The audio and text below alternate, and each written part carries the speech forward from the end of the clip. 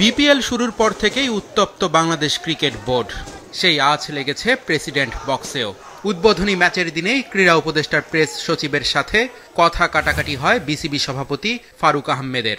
এমন সংবাদ বিভিন্ন গণমাধ্যমে প্রচারিত হয়েছে।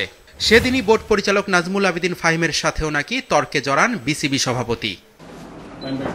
কাজের পরিবেশ না থাকলে যে কোনো সময় পদত্যাগের হুমকি দেন নাজমুল আবেদিন ফাহিম। আসলে সেদিন কি ঘটেছিল সেটা মিডিয়াকে নিজে জানিয়েছেন বিসিবির এই পরিচালক। এরপর থেকেই অনেকটা থমথমে অবস্থা দেশের ক্রিকেট পাড়ায়।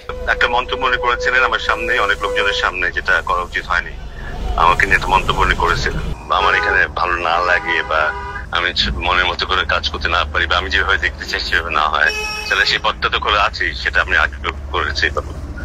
যখন আমাদের ভালো লাগেনি আমি ওই পদটাই নিয়েছি। তো এখনো সেই পদ দিতে কোনো অসুবিধা নেই, যদি আমার মনের মতো না কাজ আমার মনের মতো করে না দেখি, যেহেতু আমি যেই পজিশনে আছি এখন।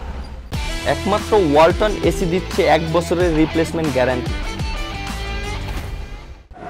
দায়িত্ব নেয়ার মাত্র 4 থেকে 5 মাসের মাথায় কি এমন সমস্যা হলো বিসিবির দুই শীর্ষ কর্তার? মাথা গরম থাকায় নাজমুল আবেদিনের সাথে সামান্য ভুল বোঝাবুঝি হয়েছে। সেটা যে কোনো পরিবারে হতেই পারে, এমনটাই জানিয়েছেন বোর্ড সভাপতি ফারুক আহমেদ।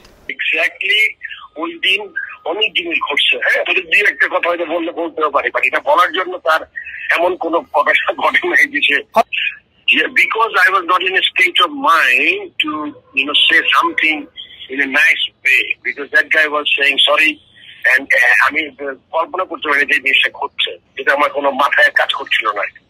এ ধরনের ঘটনার প্রভাব পড়বে খেলার মাঠে, যেটা দেশের ক্রিকেটের জন্যই ক্ষতিকর।